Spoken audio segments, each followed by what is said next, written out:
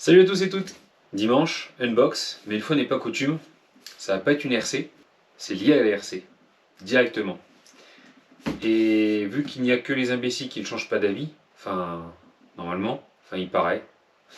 Bref, j'avais toujours dit que mettre 200 € dans une radio, je préférais les mettre dans une voiture.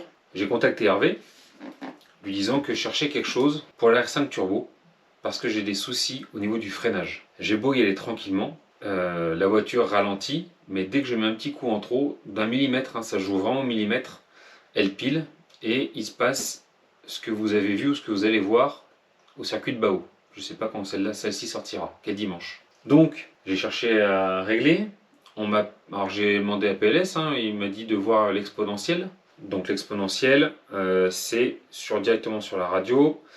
Quand vous avez la fonction exponentielle, parce que toutes ne l'ont pas, donc sur la CR6P comme sur la FlySky GT5, c'est les mêmes radios, sauf que celle-ci c'est rebadge de FlySky.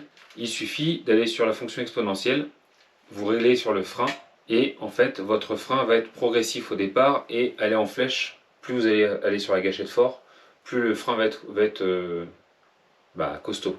Et je me suis dit, quitte à faire ça, pourquoi ne pas chercher une petite radio sympa, un peu plus évoluée. Et Hervé m'a dit, écoute, j'ai une CR4T d'occasion à vendre. Donc ça a éveillé ma curiosité, parce qu'au départ, une CR4T, ça se vend dans les... Je ne veux pas dire de bêtises, mais il me semble que c'est 150, 200 €. En plus, il y a des modules télémétrie avec. Donc ça me paraissait sympathique d'essayer, notamment sur la R5. Quitte à avoir une voiture assez performante et grosse échelle, je me suis dit, on va essayer avec une grosse radio. Enfin, une bonne radio en tout cas. Meilleure que celle que j'ai déjà, qui me sert depuis le début et qui me sert à tout. Je voulais tenter un nouveau truc. Donc sur cette radio, ce que j'ai trouvé sympa, je vais vous mettre ça en gros plan.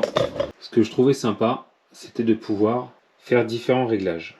Alors j'ai retiré le son parce que ça m'énerve, je trouve ça insupportable. Déjà il y a un petit stylet. Ici, ça fait pas grand chose, mais pour la précision, c'est toujours sympa. Vous avez le réglage de la dureté de la gâchette, donc ça c'est très sympa. Moi c'est ce que je recherchais. Vous avez plusieurs boutons d'accès direct à des réglages que vous réglez vous-même. Donc au cours d'une course c'est top, mais notamment sur piste, au bout de 15-20 minutes, quand il y a besoin de faire un petit réglage rapide, encore faut-il se souvenir des boutons, ça peut être pratique. Et là, on a réglage de vitesse des gaz, enfin on a tout. Franchement, on a tout. La vitesse des gaz, la course des cerveaux, la vitesse de direction, le mixage, les exponentiels. Et ce qui est bien sur ce modèle, ce que je trouve vraiment pas mal, c'est que si vous ne savez pas à quoi ça correspond exactement, vous appuyez sur le point d'interrogation et ça vous explique la fonction. Et ça en français. Donc moi ça m'a un peu décidé. Il me l'a vendu d'occasion, franchement pas cher. Et je me suis dit, allez, on essaye. Ça serait dommage de se priver, on va dire. Donc là, vous voyez, j'ai ma courbe des gaz. Et au niveau des freins, ce que je peux faire là, tac, ici, vous voyez, j'agis directement sur la courbe. Alors, ça équivaut à l'exponentielle, mais là, je règle en moi-même mon exponentielle, la forme de la courbe, vous voyez. Donc si je veux que ce soit un freinage linéaire, ou si je veux que ça freine tranquille au début, quand j'enfonce ma gâchette, vous voyez, j'enfonce la gâchette, et puis plus je vais appuyer fort, et plus ça freinera fort. Et c'est ça que je recherchais pour l'R5 Turbo. Alors évidemment, il va falloir que je fasse des tests, il va falloir que je fasse des réglages pendant que je vais tester. Donc j'irai sur le grand parking et puis je ferai mes tests.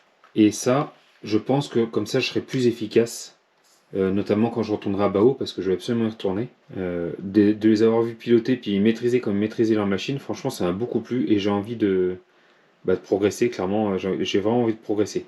Donc je vais regarder tous ces réglages, je vais m'en occuper et puis je vais me lancer là-dedans. Là, je remets à 0 en linéaire complet, réinitialiser, voilà. Là, je réinitialise et là, je choisis ma courbe. Donc, si je veux que ça freine très fort dès le début, mais là, du coup, ça va. Là, je vais piler carrément. Donc là, pour la R5 Turbo, ça me paraît vraiment viable quand même. Après, tu peux régler la lumière, enfin, tu peux faire plein de réglages différents.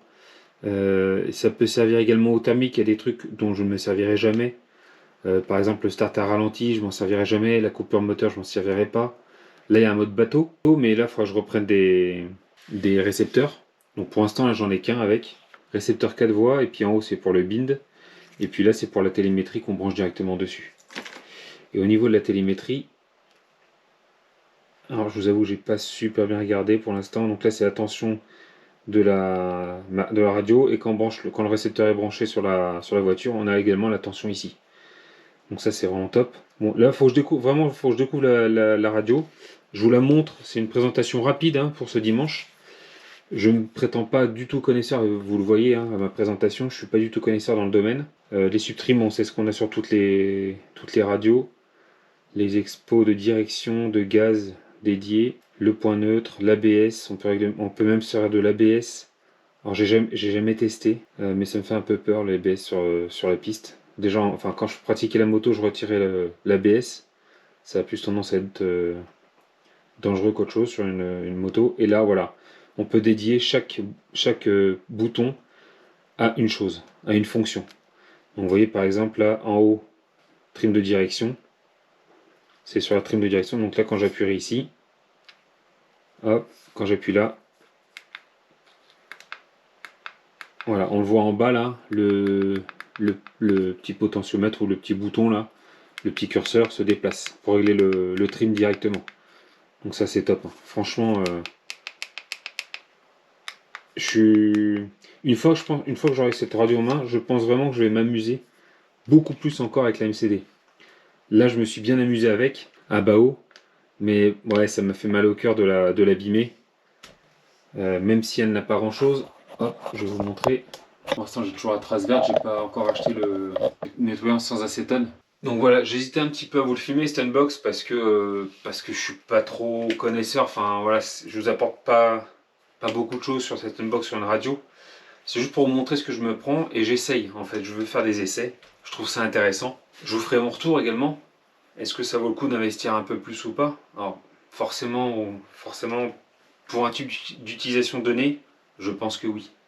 Jusque-là, j'en voyais pas l'intérêt. Là, sur MCD, j'y trouve un intérêt, même si ça se trouve juste en baissant l'exponentielle du frein, ça m'aurait peut-être suffi. Mais je voulais tester quand même là, ne serait-ce que la dureté de la gâchette, je trouve ça sympa. Au moins, j'aurai vraiment un bon ressenti sur la radio. En plus, niveau poids, alors faudrait que je les pèse les deux là, mais ça m'a l'air assez proche. Je la trouve vraiment bien équilibrée. C'est des trucs tout bêtes. Hein. On se dit, ouais, on s'en fiche un peu, on va pour rouler. Mais au final, quand tu t'en sers pendant 1 heure, 2 heures, 3 heures, moi le dernier roulage que j'ai fait, j'ai roulé pendant 3 heures avec la radio. Bah, c'est quand même sympa d'avoir un truc agréable en main, qui soit ergonomique et qui te plaise en fait. Je peux régler le recul par rapport au pouce, par rapport à mon index par contre, pardon. Donc du coup là vraiment ça là je l'ai réglé là pour mon doigt, je tombe nickel en fait. Et la dureté du volant est très bien comme ça. J'aurai vraiment un bon feeling je pense avec ce radio. Donc j'ai hâte d'aller la tester. Je la testerai d'abord sur parking, faire mes essais. Et puis après je retournerai à Bao pour en découdre avec les membres du club. Allez, je vais vous laisser là-dessus. Je vous montre ce petit cadeau que j'ai reçu. Alors je sais pas si je vous l'avais déjà montré. C'est ma petite chips. Alors c'est pas la chips d'or pour l'instant, c'est la chips d'argent. Pourquoi? Parce que je dis que j'ai un mental de chips. Et c'est vrai, hein, dès que je vois un truc, j'ai envie de craquer. Alors souvent quand même je me retiens. Parce que sinon je craque une fois par jour franchement. Je regarde des annonces sur Boncoin, je regarde des trucs sur les magasins et tout, j'ai envie de craquer à chaque fois. Mais je craque quand même pas mal, ces derniers temps notamment. Donc voilà, Mika, Cactus RC, m'a fait ce petit cadeau, la chips d'argent. Et puis en dessous il est écrit faible, parce que bah ouais, je suis un faible en fait. Allez, bon dimanche à tous, profitez bien de la famille, des roulages, et puis bah à la prochaine. Salut!